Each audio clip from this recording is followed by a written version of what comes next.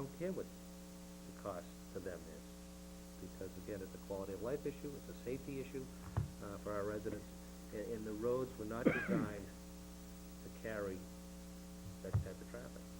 So, I think we should do it. I can answer part of that, please. Yep. There is a process that town can go through, where there's an actual traffic study done, and it's either approved or disapproved by the state. It has to have state approval. And if you get the state approval, you then have it for 24 hours, then you can adjust that restriction if you want. But the state gives it out for a 24-hour exclusion. And then the city or town could say, well, we only want it during the daylight hours or during the nighttime hours. But there is a process that you can go through to try to do that. My understanding, if we're talking about the same area, is that that process was looked into approximately 2 years ago, and it did not meet the warrants, which means the state would not approve it. So why would they not approve it? Because it has to, what you have to have, and I don't want to give you the number because I can't remember it exactly. I used to know it off the top of my head. You have to have a certain percentage of trucks go through that area, of over, I'm going to give you 15%. 15% of all the vehicles going through that area have to be trucks, or they will not give it to you. Because some neighborhoods will try to, they just have 2 or 3 trucks and they just don't want a truck for whatever reason. And this is why the state does oversee this. So you do have to meet the warrants for that. If you meet the warrants, and if you have what they consider a reasonable bypass for them to go, then they will generally go along with the town, with the city of town. But see, it would not be reasonable to send them up Haverhill Street to Park Street to put them all by an elementary school, for instance. So that's not reasonable to do that, I mean, there's a number of issues like that. But there's a traffic signal and. Right, yep. So, I mean, there is a process that can be done, and as a matter of fact, I know the gentleman in question you're speaking of, he's been sent that by Representative Brad Jones. Brad told me he was going to send it to him, so. Yeah, well, Brad said he was gonna send it, so I assume he did. But yeah, there is a process you can go through and petition the state to do it. So on our local roads, again, what if our roads, infrastructure-wise, are not, maybe one of the ways that we can do this and try and control it a little bit more is if we set up some sort of mechanism to weigh these trucks and to stop them and make sure that they're in conformance with the current laws and weight restrictions, because a number of these trucks, particularly this time of year, construction vehicles, are overweight.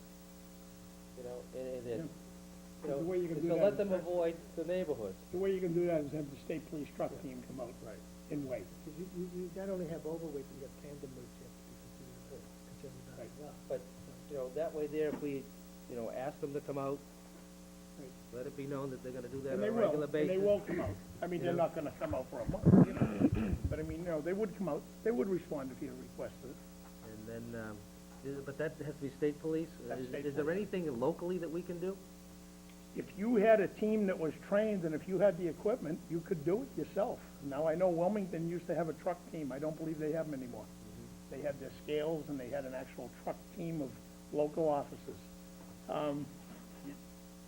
You might inquire and see if Wilmington has it, because you're gonna have to pay them to do this, and with the state, we would not probably have to pay for it. I don't know if Wilmington still has the truck team or not.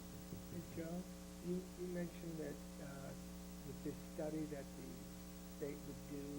No, the state wouldn't do it, we would do it. We would do it, it would be the police? Yeah. Would do it? We do the You mentioned count? it'd be 15, we said 15% Whatever it is. of the. Well, I'm not sure what the whatever, number is, okay. Jeff. I mean, do they also have like, just working with that number, I think the hours they were, talking about was from 7 PM to 7 AM, and the traffic at that time, because that's a different. No, the Animal state day. gives it for 24 hours. For 24 What you hours. do with it, So if all the it's gonna count for 24 hours. in the trucking industry, what they do is they prefer to travel at night, Yeah, okay? So, a lot of times, you find that a lot of trucks will drive at night, and so that would skew that number. If it's within that 15%, but from 7 to 7, it's 80%.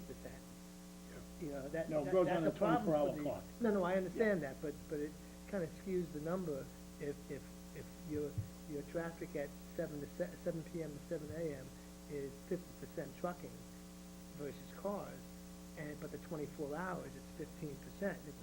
Yeah. I mean, could we get, have the police department just give us a rundown, update Joe's data?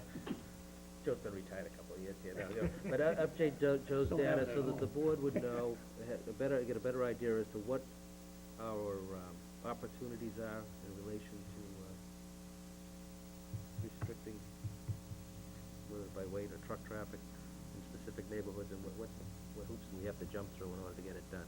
Well, Because I was under the, again, I recall when we had this discussion before, 2 years ago, and before that, in other instances, that the state did play a role. The state was the one who granted, even though they're not state roads or county roads, they're They do local grant- roads, it's the state that Right. oversees the program Right. and it authorizes the communities to do it, so we're really limited, from what I understand. But I'd like to have a Yep. more specific, And there's more to it than that, I yeah, just can't more recall it all specific right update now. as to what can be done and what can't be done. I guess I have to air my pet peeve now too. You know, now that you guys got this whole thing going. My pet peeve is related to the contractors that come out in the summertime and cut people's lawn. And they park their vehicles not on the curb, but always away from the curb. And I even have gone so far as to see one day emptying the lawnmower in the middle of the street, beside of the truck. So not only do they have a large portion of the street blocked, but they even have the center of the street blocked with grass. And if you drive through the neighborhoods, they seem to don't care about blocking off the road. You know? And yet we have a Verizon truck come down the street to do something, and next thing you know, there's a police detail. You know, I'm wondering if... So you're proposing more detail? No, Sounds like I- what it sounds like to me. I'm sure that the police department will- might eliminate people getting their lawns cut. Sure. No, what I'm proposing is that, you know, perhaps the police could flag some of these people for parking, you know. The least they could do is park close to the curb. Or half on, half off. Or in people's driveways? And Or then- driveways, yeah. How about they cut through driveways? And then, just another interesting observation. As you're aware, they're doing Orchard Drive and Susan Drive or Railroad. Put curbing there. They put the curbings in. Now the street is actually, Susan Drive is actually narrower than it was a year ago. It seems like the curbs are now, and I can tell from the grass strip, it's wider than it ever was. And on Orchard Drive, it's actually, because they put a sidewalk in, that wasn't there, the road's actually narrow. Now, if there's a car parked there, it's tight to two cars to pass. I don't understand why they had to narrow the street. When it was given width at one time. Well, actually, what could have happened, Bob, they may not have actually narrowed the roadway, but when they put the curb in, now everyone has to park out, let's say, 5 or 6 inches from the curb. There were curbs there. Yeah, but before they could drive up on them? No. Oh, they couldn't. Now you can drive up on them. Oh. Then that's not the reason. You know, I've been, had the occasion to go through your neighborhood there, and I noticed the same thing, and what came to mind was, you know, the subdivision controls that we have in place in relation to how wide the streets have to be. I'd be surprised if they meet the standard anymore. The streets get But, narrow. you know, don't get me wrong, I'm in favor of the sidewalks, because I think it's a great thing that sidewalks are being added where people can walk the neighborhood safely. But to put it on both sides of the street, maybe No, it should. just on that one little block there. Right, but No, but I'm talking about on Susan Drive, where there are sidewalks, there's been sidewalks on both sides of the street. They've actually managed to narrow the street in the process. I was gonna bring it up on, an old business. Since we're talking about peas, can we talk about that right on red coming south? I wanna get rid of that thing. No right on All right, red. let's move on, because we do have a busy, Cut that wire. Snip. So where are we going with this? We're Speaking going of to, motor vehicle thing, number 8, we asked you to look at motor vehicle excise tax, and, point out that we do have 320 motorcycle registrations in town, we're down from 344 a year ago. You'll see the amount of money that collects in excise tax is related to the motor vehicle excise, related to motorcycles. The interesting thing that we identified, and I don't think this is really a surprise to anyone, is that the amount we're collecting per excise tax bill is down about 6%. So, what that indicates is that the board has expected people holding on to their old vehicles versus investing in new vehicles. And as you would also expect with the economy being more difficult and money being in short supply, you'll find that our collection rate, although it's still very good, is down from almost 99% down to in the range of 95%. So that's just some information for you. I think it kind of validates the fact that we need to be careful about making any changes to increase revenues as a result of a good year in 2009 for many reasons. is there, something we can do about, as we did with, real estate taxes, expedite, It goes to the deputy collector, and so that if someone doesn't pay, they'll get a visit from, first a letter from the deputy, a phone call, and a visit from the deputy if they don't get paid. And then ultimately, if someone doesn't renew, it's flagged at the registry of motor vehicles. When a person goes to renew their license or their registration, they can't do it until the bill gets paid.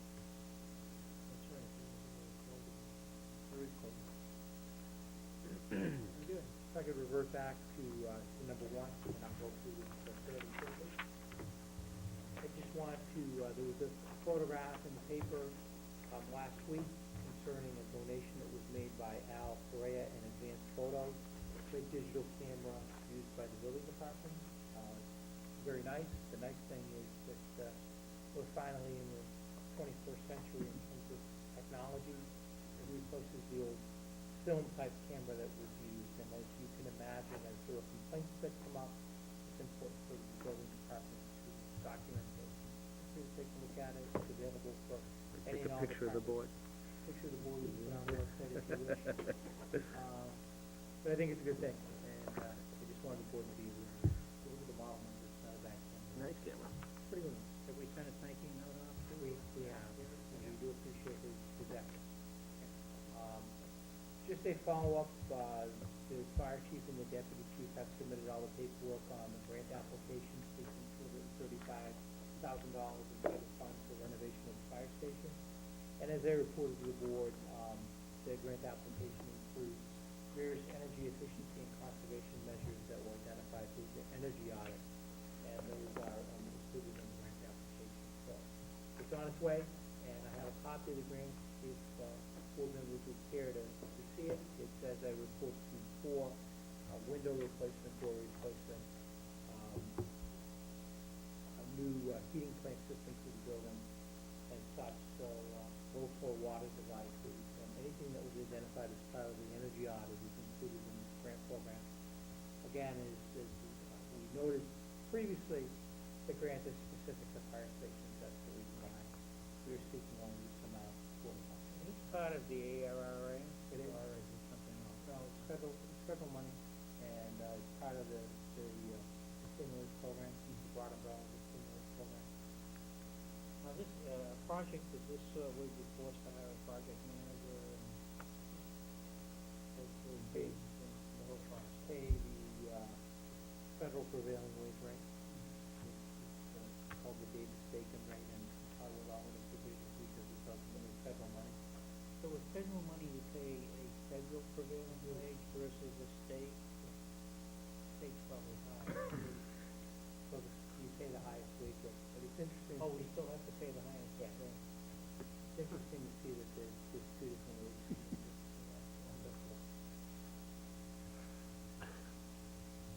Good report. The library exterior restoration and painting project has been advertised. and bids are due on August 19th. This is the $60,000 that was approved at the April town meeting, and I think the board